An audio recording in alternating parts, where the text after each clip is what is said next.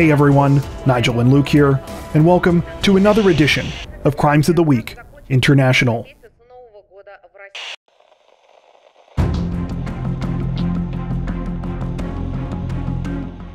Authorities across South America say that they are searching for a notorious gang boss this week, after officials in his home country of Venezuela finally raided and shut down the luxury prison compound that he ran for years.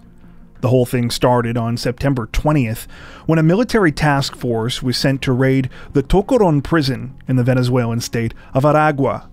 Well, calling it a prison is actually a little misleading. It's probably more accurate to call the facility a gangster fortress, since while it may have originally been designed to hold inmates, the place has long since been turned into the de facto headquarters of one of the continent's most feared organized crime groups, the Tren de Aragua.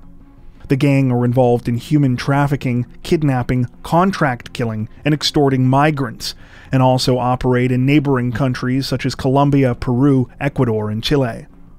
According to reports, the transformation of Tocoron prison began around 2013 when the leader of the Tren de Aragua, 39-year-old Hector Guerrero Flores, also known as El Niño Guerrero, was incarcerated there. This was actually the second time he had been there, as he had previously managed to escape after bribing guards. This time, though, Guerrero apparently decided that co-opting the entire prison itself was the smarter move. Slowly, he took over operations there until the entire place was run by his gang. In the meantime, he began using the profits from his criminal empire to build out the facility into something that resembled more of a mini resort city than a prison. Seriously, this place would have made Pablo Escobar blush. Among its amenities are swimming pools, a nightclub, a baseball field, a makeshift bank, and a restaurant. The place was so nice that the families of many of the inmates who were supposed to be locked up there just decided to move in themselves. There was even a play area and a mini zoo with flamingos and an ostrich for the kids. In addition to keeping the government off his back since he was technically incarcerated, Guerrero's luxury prison compound served the additional purpose of insulating him from his enemies. Since everyone at Tocoron was a part of his gang, it was virtually impossible for his rivals to get to him while he was inside. Of course, as if all of this wasn't enough of a farce, he still came and went from the facility as he pleased. While it seems that both Guerrero and the Venezuelan government were fine with this arrangement for years, that began to change recently when the country's officials began to receive mounting pressure from the leaders of neighboring nations who weren't as cool with the Tren de Aragua operating with impunity. As a result, Venezuelan President Nicolas Maduro finally greenlit the raid on Tocoron, sending 11,000 members of the country's security forces to take back the prison from the inmates. It seems the gang was tipped off by someone ahead of time about this, though, as many, including Guerrero, fled before the operation could take place. At the time of this recording, government officials have retaken Tocoron prison, though Guerrero and the other escaped gang members remain on the run.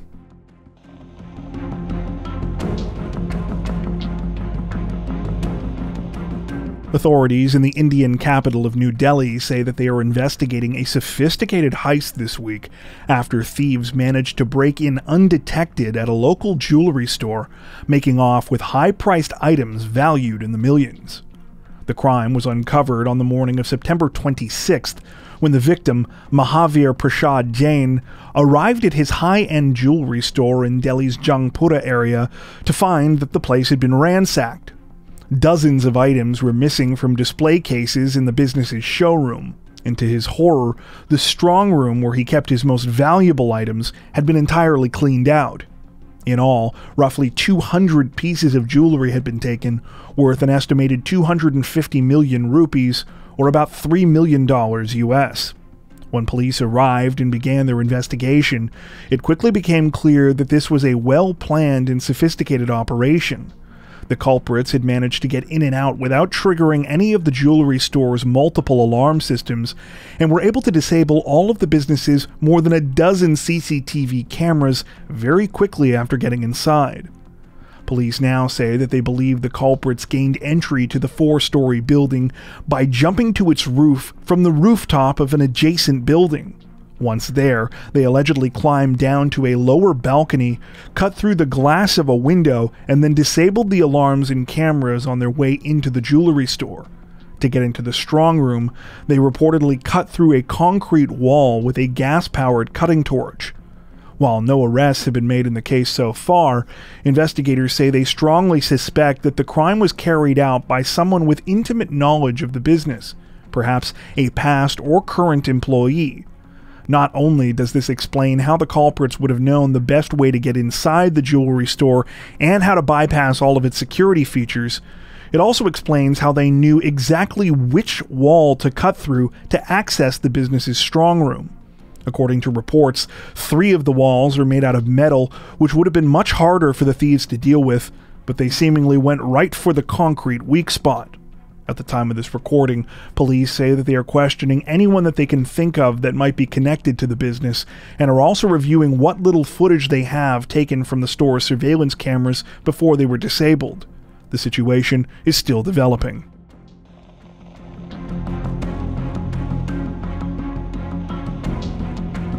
The family and friends of a teenage girl are mourning her tragic death this week after she was allegedly attacked and killed while on her way to school. The incident began at around 8:30 a.m. on September 27th, when London Metropolitan Police were called to a bus stop on Wellesley Road near the Whitgift Shopping Centre in Croydon, with reports of an attack. Emergency responders arrived to find 15-year-old Eliane Andam, who was suffering from a horrifying stab wound to the neck. Though there are currently conflicting reports about exactly what took place in the lead-up to the terrifying crime, based on the latest available information, it appears that Eliane was on her way to the private all-girls school that she attended that morning and had just stepped off of a double-decker bus when she and her friends were approached by a 17-year-old boy they knew. The boy, who is believed to have been the ex-boyfriend of one of Eliane's friends, tried to give the girl flowers. However, things turned violent when she refused them. When Eliane stepped in to protect her friend, the 17-year-old allegedly stabbed her in the neck with a thin-bladed weapon that witnesses say was approximately a foot long. The suspect then fled the scene. According to reports, a bus driver and a passerby did their best to administer aid to Eliane while they waited for help to arrive, switching out with paramedics when they got to the scene. Sadly, despite these efforts, the 15-year-old was pronounced dead roughly 40 minutes later. Police say that they were quickly able to track down the 17-year-old suspect after the attack, who remains in custody. At the time of this recording, however, formal charges are still pending and his identity has not been released. In the meantime, Eliane's family and friends say that they are devastated by her loss. They describe her as a smart and driven student who had dreams of being a lawyer. At the time of this recording, the situation is still under investigation.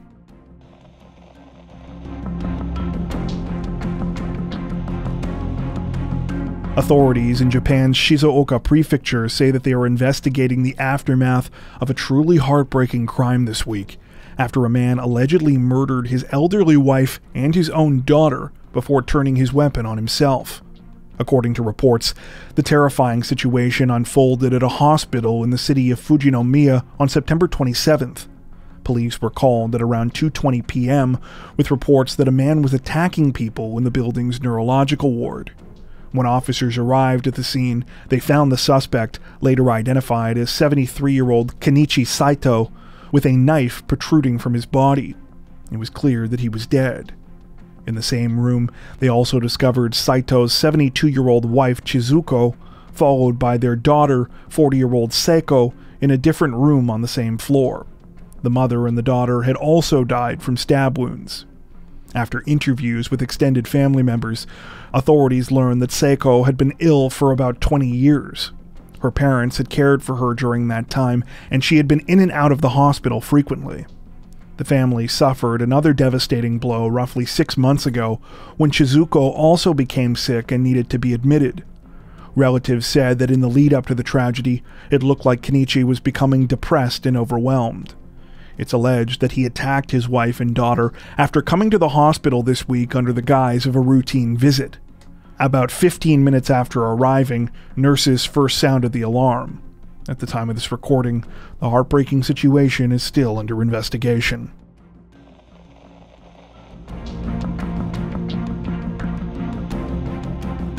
Authorities in Sweden say that 2 people are dead this week and 2 others are injured following a terrifying shooting at an Irish pub. According to reports, the incident took place on the night of September 21st in the small town of Sandviken, located about 100 miles northwest of the capital of Stockholm.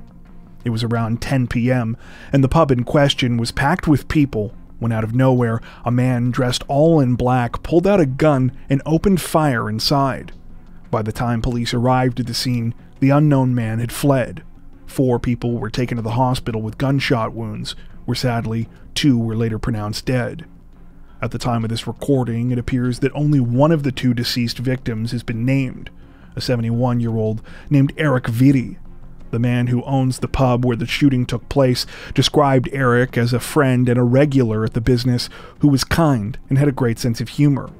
The second deceased victim has been identified only as a man in his 20s, while the 2 survivors are said to be a man in his 40s and an employee of the pub in her 20s. It's believed that the man in his 20s was the intended target of the shooting, while the others were simply hit in the chaos. While no official motive has been provided behind the shooting, it appears that the prevailing theory is that the crime was gang-related. According to reports, Sweden has been experiencing escalating problems with gang violence in recent years, though what makes this week's incident particularly disturbing is that it took place in a small town, rather than the larger cities where these kinds of crimes tend to be concentrated. So far, though, it appears that police have not confirmed anything, though, with some reports actually stating that they are still exploring the possibility that the shooting was the result of a personal conflict that had nothing to do with gang violence. Regardless, it appears that no arrests have been made in the case at this time. The situation is still developing.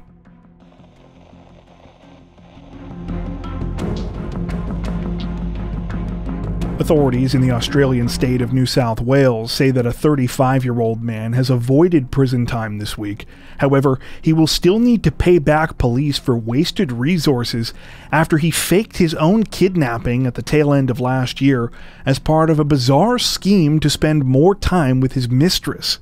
According to reports, the whole thing began on New Year's Eve of last year when 35-year-old Paul Iera left his home in the Wollongong suburb of Dapto, telling his wife that he, quote, needed to meet with his financial guy. In reality, though, Iera was going to see his mistress. Realizing that he would need a more credible reason to miss celebrating the holiday with his wife than simply wanting to get a jump on next year's taxes, at some point that evening, Iera reportedly came up with a truly mind-boggling plan. Just a few minutes before midnight, he sent a text message to his wife pretending to be a group of kidnappers. The message wrote, quote, "Thank you for sending Paul to me. Now payback is a bitch. Bye-bye. We will keep him with us until the morning. When he gives us his bike, we call it square." Understandably worried by this turn of events, Iera's wife reportedly called police, who immediately began investigating. 200 hours worth of police work and roughly 25,000 taxpayer dollars later, authorities found Iera driving around in a white van with his mistress, in no danger at all. Though Iera apparently tried to claim that he had been kidnapped by a group of, quote, unknown Middle Eastern men, an investigation showed that that was all made up. Iera was arrested less than 2 weeks later and was charged with making false accusations with the intent to subject another person to investigation. After being convicted of the crime, Iera was reportedly facing a sentence of up to 7 years in prison. However, this week a judge decided to spare him jail time. Instead, the 35-year-old was given a 3-year community correction order and was also ordered to pay more than $16,000 for the police resources that were wasted investigating his sham kidnapping. It was perhaps the magistrate in the case, Michael Ong, who summed up the situation best. In court, he called Iera's actions abhorrent, saying they were, quote, motivated by the least compelling reason I have ever come across.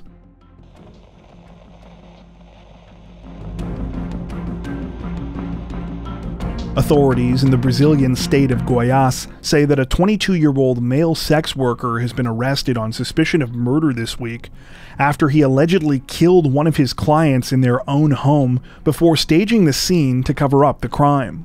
According to reports, the whole thing started sometime on September 24th, when the victim, an unidentified 64-year-old architect and university professor, hired the suspect, 22-year-old Jose Aguiar.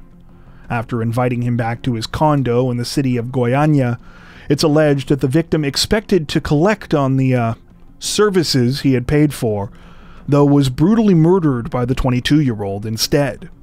After the 64-year-old was dead, police say that Aguiar hung out inside the condo for several hours, where he disturbingly took selfies in the bathroom as if nothing had happened. He then snapped a picture of the victim, which he used to access his online banking apps as it required facial recognition. Doing this, Aguiar was allegedly able to transfer himself the equivalent of almost $12,000 US, though he apparently made one crucial mistake. When he took the picture of the victim's face, he didn't notice that his own arm was in the photo, something which caught the attention of bank security, who contacted police.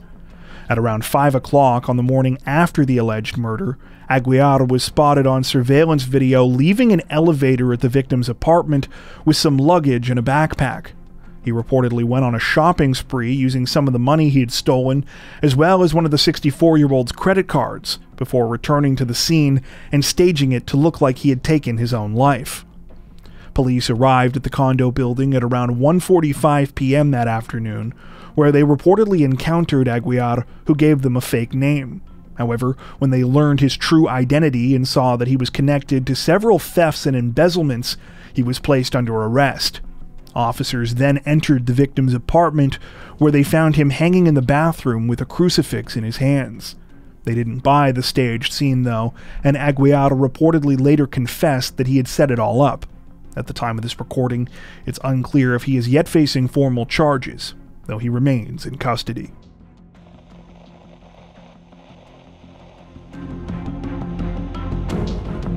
Authorities in Thailand say that they are investigating a truly horrifying and complex case this week after a man and two of his former wives were arrested in connection with the murders of 5 of their children, crimes which allegedly took place over several years. According to reports, the heartbreaking situation first came to light on September 10th when a social media influencer alerted police to claims of domestic violence at a residence in Bangkok's Bang Khen district. The influencer had been told by neighbors that 2 adolescent girls, ages 10 and 12, were the victims of frequent assaults at the hands of their father, 46-year-old Songsak Songseng. When officers went to the residence to investigate, neither Songsak nor his wife, 40-year-old Sunan Nohwanin, were home. However, their girls were there, and they were safely taken into state custody. Sadly, it didn't take long for the case to get much darker. It happened when police were interviewing the girls, and they asked them about their 2-year-old sister. You see, there was supposed to be a 3rd child in the home, but she was nowhere to be found. The girls quickly revealed the awful truth. Their sister had been killed by their parents and buried in a house belonging to their mother in the western province of Kampang Phet. Sure enough, when a team was sent to investigate, they found the child's remains concealed under a concrete floor in the home's kitchen.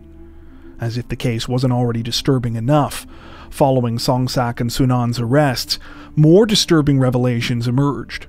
Songsak had been married 3 other times before, and this apparently wasn't the first time he had killed.